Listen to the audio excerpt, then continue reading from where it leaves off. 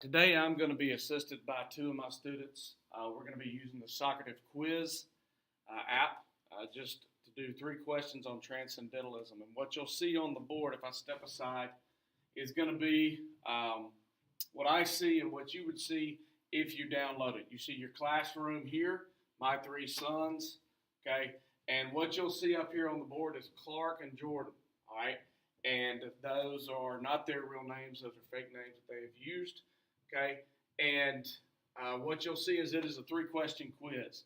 And as they begin to take the quiz, you'll see, if you could see a little closer here, which I'm going to move it there, you can see their percentages. You can see right now 0% because they have not started. All right, but as they take the quiz, you'll see their progress as they take it. So guys, y'all go on and start taking the quiz.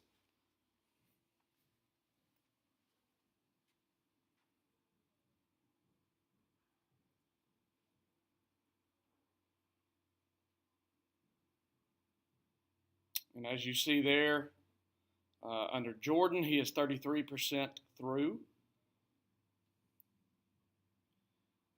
And as they continue to answer, now you can see he's at 67% through. And it even has already graded the correctness of his question with number 2.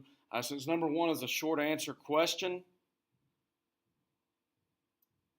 you have to grade that on your own, which is very easy to do. You'll have it there. You see Clark is now 33%, and Jordan is done. And what is great about Socrative, or Socrative, depending on how you want to pronounce it, is the fact that you can see their progress immediately. And you can see if there's an area that you need to work on. Okay, if there's something that they're not grasping, something that they're not understanding, particularly if it's a classroom of about 20 or 25 kids and you have more than half the class that does not seem to be grasping a concept, Socrative immediately gives you the access to that and can point out a problem area that students may be having, something maybe you did not do a good job explaining the first time. You need to explain it again, or perhaps explain it in a different way, maybe have them do something research-wise on their own. So that is what makes Socrative a great app, is it gives you instant access to that. And if we'll go back over, we will see that both are at 100%. Now, what we can do is we can scroll here. And what I would do is I come up and I would hit finish. And if I wanted to, now I go over here and I click on question number 1. Because they had, the question was, why did more slaves not rebel during the antebellum period?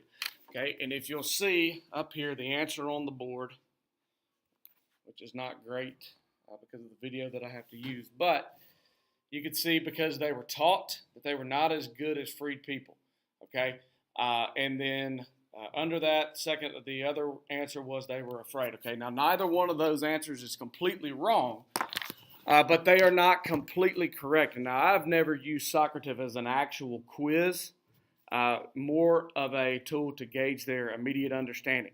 And so what I would go back through and tell them is, yes, that is not completely wrong. Yes, that is somewhat correct, but there's more to it. It had been indoctrinated in them that number 1, inferiority was a truth about being a slave, and number 2 was that if you are obedient, yes, they had fear, but if you're obedient and you fear the master and you obey the master, that in turn would give you nothing to fear because you would be safe. So that is how Socrative works. That's the benefits of it, and I hope you've learned a little bit from this.